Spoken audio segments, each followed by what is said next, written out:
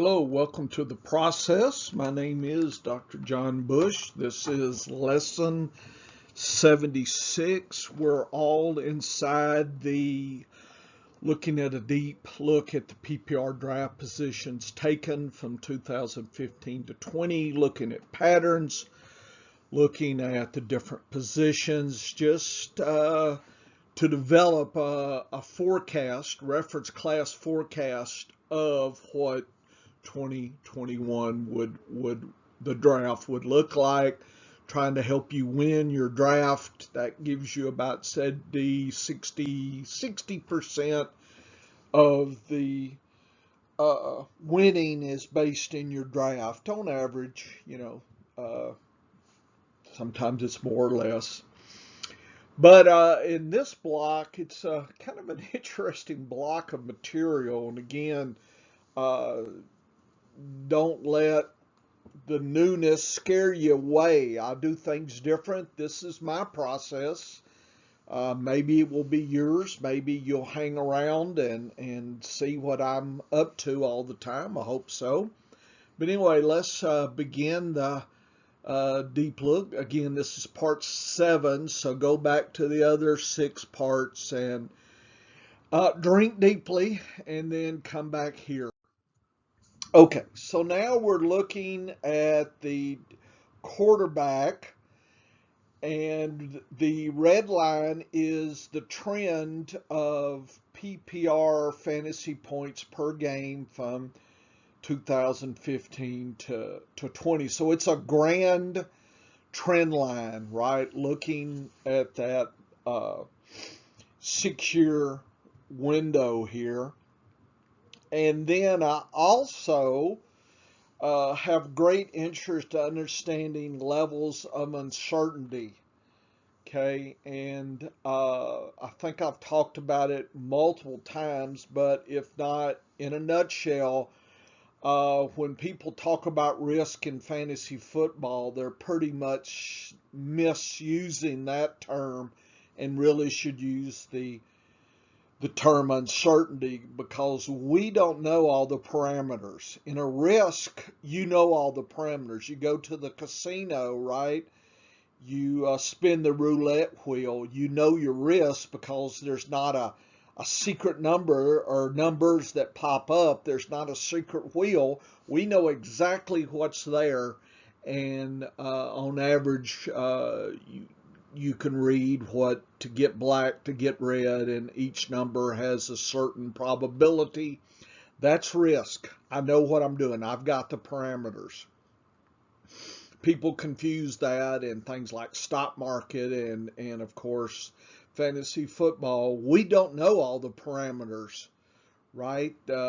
We will never know all the parameters. And then in a game itself, there's lots of uncertainty about all sorts of factors and variables we just not going to know beforehand. Okay, so the best we can do is estimate uncertainty, and I try to do that. And that's the trend line is the blue. And let's talk about the uncertainty first. So if you look across the most, and I don't know if this is the safest, but the least uncertain tended to be over the 6 years was the QB1.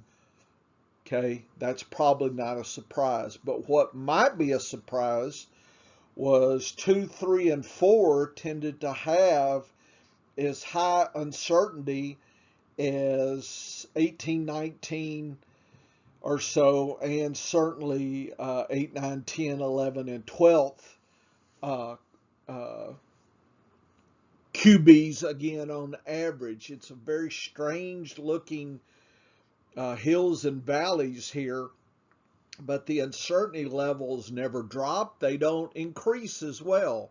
They kind of flow. And again, I only have 6 years of data. It's possible that these valleys and hills would smooth out a little bit. Again, this is a polynomial trend line just to give us an idea of the uncertainty level here. And the fantasy points per game, which you would probably predict, QB1 has the highest, QB 19 and 20 has the lowest. That seems practical and logical, but notice that about at the 16th position QB, the bottom drops out on fantasy points. Notice the uncertainty levels don't. So if you're trying to grab a second, third quarterback at the back end here, you get high levels of uncertainty relative to the points you're getting. And another region, of course, is 7th through 12th. You're getting a lower fantasy points, kind of maybe a little bit of a valley, maybe not, but you're getting high uncertainty relative to the points. So what I'm basically talking about is the distance here between the uncertainty trend and the fantasy points. And here, of course, is the great amount here. Okay, and notice the uncertainty in both cases is higher. Only with quarterback 1 and quarterback 2, we have, and even 3 and 4, and you can say 5 and 6 here. There's a very close linkage between points and uncertainty. So what that suggests to me is if you're of the mindset that I don't like uncertainty, then you should probably pick one of the top 6 QBs by ADP. Okay, and I would suggest you do your research on that. If you're somebody who can tolerate more uncertainty, then maybe late quarterback is for you. I will note that the late quarterback, there's been this trend over the 6 years, 13, 14, and 15th. Notice how the fantasy points overcomes the uncertainty. So you kind of get that little region there as well. So I think I would either go 6 or I would look deep 12, 13, 14, 15 into the quarterback. So I think I would have a barbell approach to it here. That's what this data is telling me how I should approach the 2021 draft, is try to find those sweet spots here, early or late. If you wait too late, though, the bottom drops out, and all you're getting is uncertainty with not a lot of fantasy points coming back in. And I've labeled high fantasy points versus uncertainty. So you're getting a bargain at the 1 and the 2, and I show also 4, 5, 6, maybe, but maybe 3 and 2, 4. It's hard to tell. Has low fantasy points versus uncertainty in the red box, and I show you the kind of the danger zones here in red, and the yellow are more the interesting segments for me here. So I would take 1, or I would probably take 4, 5, or 6, maybe 7, or I would tend to wait and take 13, 14, 15-ish, maybe 12. Certainly wouldn't wait too much past 16. Okay, so that's what the trend has been. Okay, doesn't mean it's going to be this year. People think, oh, well, this is it. No, this is just a foundation for us to do the research. That's all it means. It tells us, hey, look here, something's going on. That's about all we can get out of this, using your common sense when you look at trends, okay? So you cannot be a slave to the numbers. Here I am, a metrics guy, but I try not to be a slave. I like the numbers to talk to me, but I like to make the final decision based on what it's saying, but again, having flexibility. And that takes some time if you deal in the world of numbers to break that slavishness to the numbers there. Probably the hardest thing to do. Okay, so that's the quarterback there. And I think that at least gives you a thought about how to approach the quarterback drafting. This is called a box and whisper. I'm sorry, not whisper, whisker, like cat whiskers. And this shows quarterback versus the uncertainty levels. And this is looking at the population of the quarterbacks here. And it shows on average that the uncertainty is always going to be with us at about 55% of uncertainty of all quarterbacks. The average is there. The median is about 58, 59. So you're always going to have that uncertainty. And about 66% of the time, okay, of all the quarterbacks are going to be sitting in this range. There's the extremes are shown here with the little T numbers, extreme high and extreme low. Notice we never get to 0, but we do get to 100. So you tend to get a lot higher uncertainty than you will a very, very low uncertainty, because our data and models are not going to be perfect. That's what it says. So you can mess up more than you can luck in to a good pick. So sometimes the best strategy is let everybody else make the mistakes and you try to limit your mistakes, right? You try to stay in this region here of uncertainty and let everybody else fish in this water. Hopefully nobody grabs this, but maybe somebody will. Anyway, that's just looking at the last 6 years or so of data for quarterbacks. Love this stuff. This is fun stuff.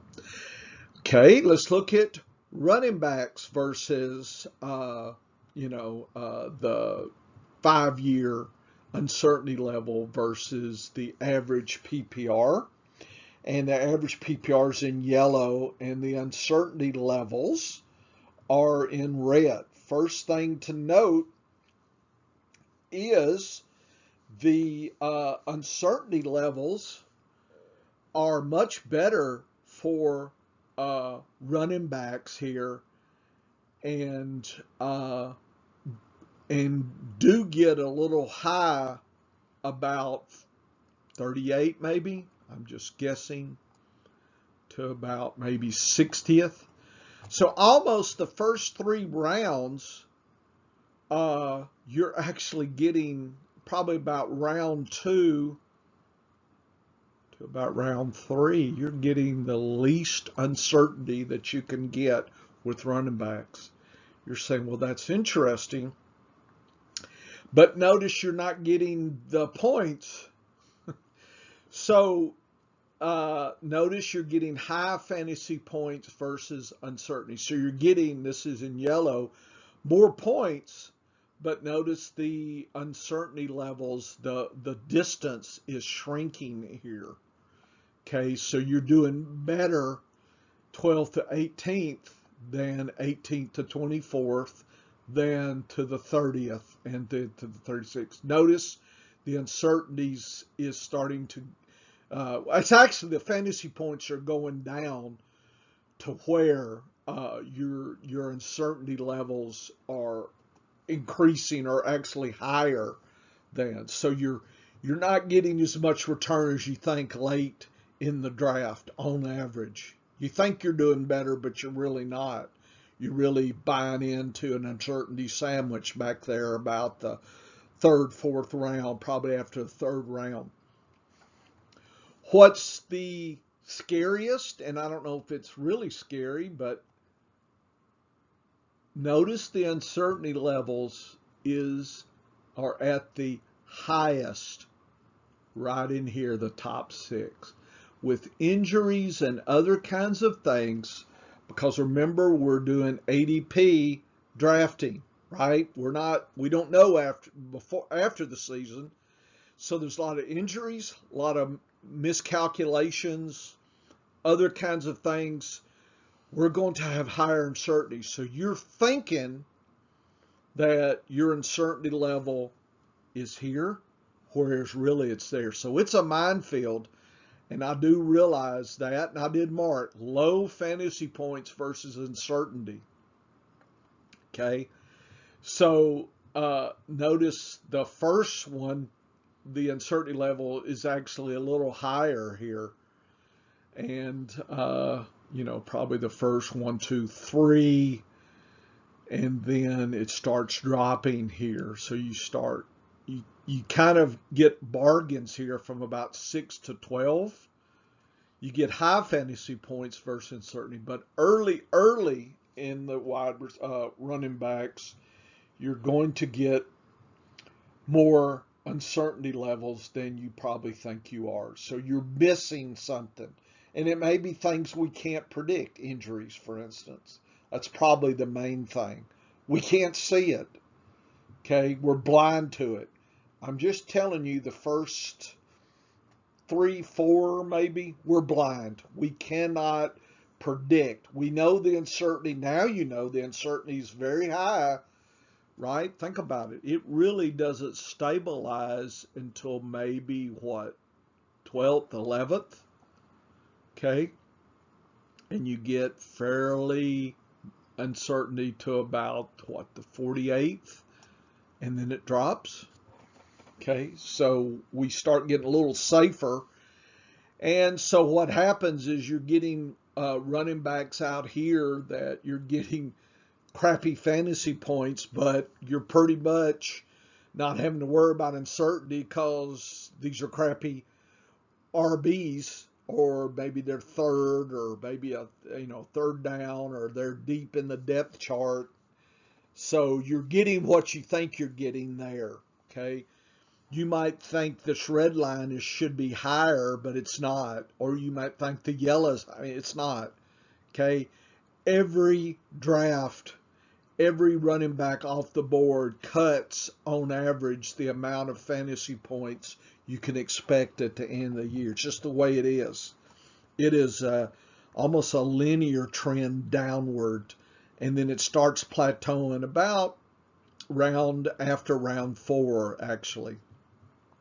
Okay, so you start getting, 8 fantasy points per game, something like that. Not so good. Okay, and again, this is just average across here, which is quite different than the quarterbacks. Even though people say quarterbacks and all this, the uncertainty levels were higher, much higher. Take a look.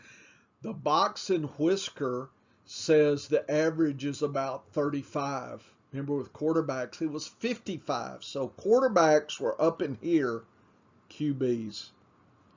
So regardless of your feelings, quarterbacks exhibit higher uncertainty on average fantasy points per game than running backs on average, right? We're not talking within the draft. Okay, the median and the average here is about the same. And notice the level of higher versus lower uncertainty.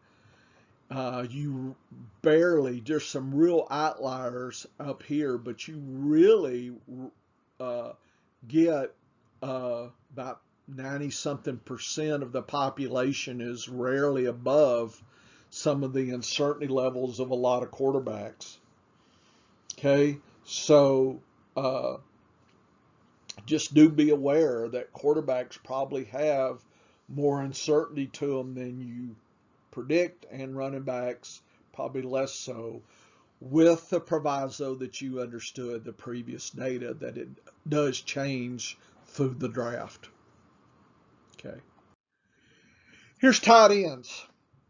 We got uncertainty levels and we got fantasy points. And notice the trends are much like the running backs in the sense that the highest uncertainty, right, is in the top one or two. We're going to miss injuries and other things. You just need to be aware of that. But at a certain point, looks like about the third tight end down, you're getting to about the 14th. You're getting about, you're getting a little, maybe at the 5th. But from this point on, you're getting about the same guy. Okay, so people talk about the late tight end or the streaming. That's why it works, is because 5th, 6th, 7th in some ways look a lot like 12th, 13th, 14th. I wouldn't stray past the 14th. Okay, so I would take the tight ends early, 1 or 2, or I would wait and take them in this range. So a barbell approach, just like the quarterbacks. There were some sweet spots there. And really, only late does the uncertainty go above the actual return. So you're pretty safe. If you're a conservative player, you're pretty safe in picking a bunch of tight ends, kind of like the 5th through the 14th. You're going to get the same tight end. So that's what you're getting, maybe 11 points a game on average. This is PPR. So what is that about? 60 yards and 4 or 5 catches maybe, or a touchdown and maybe 50 yards and a couple catches. Depends on the touchdown. So the touchdown in tight ends is really going to skew the numbers up and down. So tight ends, their weekly value is going to be really skewed by their touchdown and their red zone usage. So I think red zone usage of tight ends needs to be some material you need to master. I'm going to try to get to that later in the lessons, but that's coming. So again, early tight ends, you get a lot of points, but you got higher uncertainty, at least with the number 1. I mean, it looks to me almost like number 2 is the best tight end to take. That's been the best to take on average relative to the uncertainty. Because look at the distance here versus there. Not much of a distance. A lot of risk. A lot of uncertainty, less uncertainty, but you get almost the points. So is this differential, look, what is that, 2.5, 3 points per game? Is that worth high uncertainty? Don't know. You need to decide how you handle that. So tight ends are quite interesting. So quarterbacks were here. Running backs were here. Tight ends are a little bit above the running backs, but not dramatically. And notice the uncertainty levels low. The extremes are really rare, but you can certainly buy into a higher end here. And then this is about 70% of your tight ends are sitting right in this box here. So about 43 to 25-ish.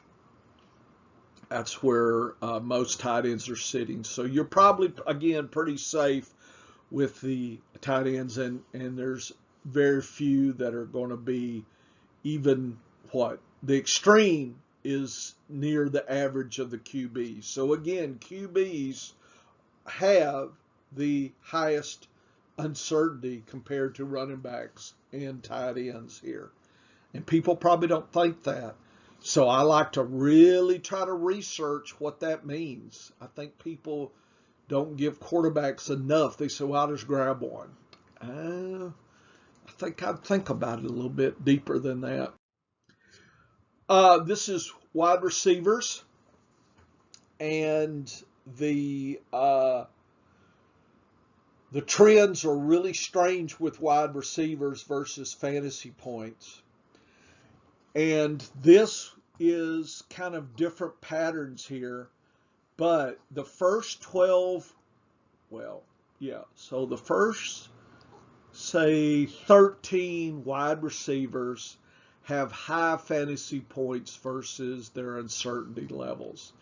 So if you're going to be secure, if you can gather at least two wide receivers in that of the top 13, that's a great draft. And that's why some people go zero running back, because they understand the uncertainty is much less with wide receivers, at least in that section here. Notice we start getting into about the 16th to 28th, we start getting fantasy points versus the uncertainty ratio starts to get much higher. So you're less secure about these wide receivers. And then it goes to about the 28th through 35th, some sweet spot where you get a lot of points versus uncertainty. And you do have another little area here. And then finally we start seeing much more uncertainty. And then finally, so late, we start seeing less uncertainty versus fantasy points. So you're going through waves of uncertainty, and fantasy points are actually flipping value, which is interesting. And this is 6 years of data, and this is the most confusing to me, is I didn't realize there was this much to the trend of the wide receivers here. Okay, so just be aware there's complexity to wide receivers that I don't think people are appreciating or understanding. And I'm still thinking about what I'm seeing here, even as I look at it again. I think I need to figure out maybe a different trend line method to try to smooth this out a little bit. But I think the spikes in uncertainty are really interesting. So I try to show box areas where I saw it flipping. So we're here, then we flip to here, back to here, back to there, back to there. So a zigzag kind of thought with a couple of interesting little sub-regions there. Not sure what that means yet. I don't know. I probably, now that I think about, well, I probably shouldn't say anything. Somebody may want to, yeah, I got to write this idea down. If something just hit me, and now I've got a whole new area of research to open up. Oh my goodness. So sometimes that's how it is when you look at data and you put it down, you come back and you look at something else, something comes to mind. So I'm going to put this in my notes before I forget it here. Let's see my notes.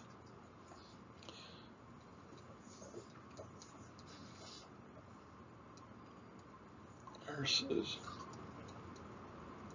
Okay.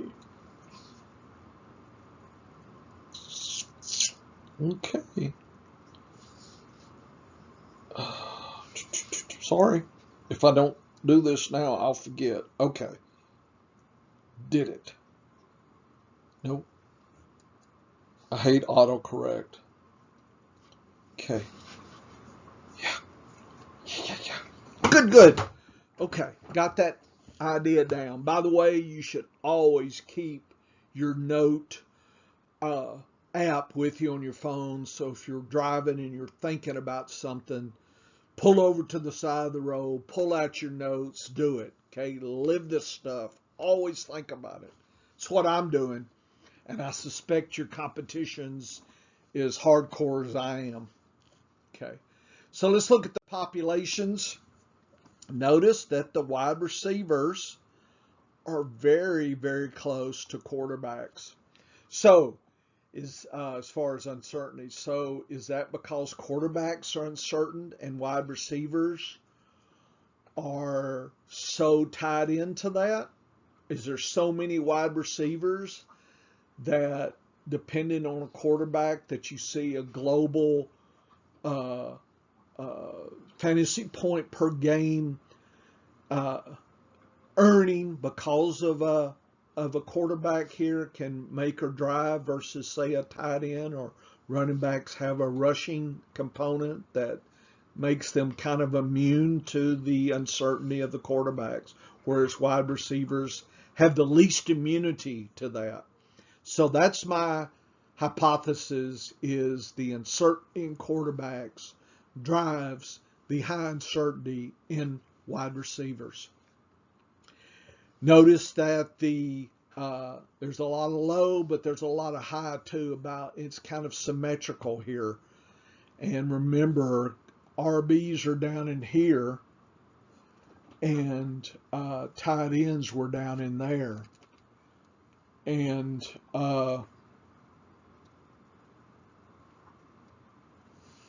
trying to see what that was all about.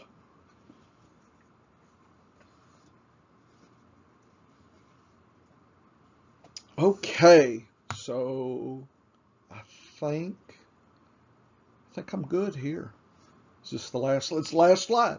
So please join me again for a little bit more in depth. I think I've got 2 more lessons in this world, but I really think this one's very intriguing for lots of different reasons. And I suggest you watch this several times and think and think. And you know what? Put it down, come back, I think again. Okay.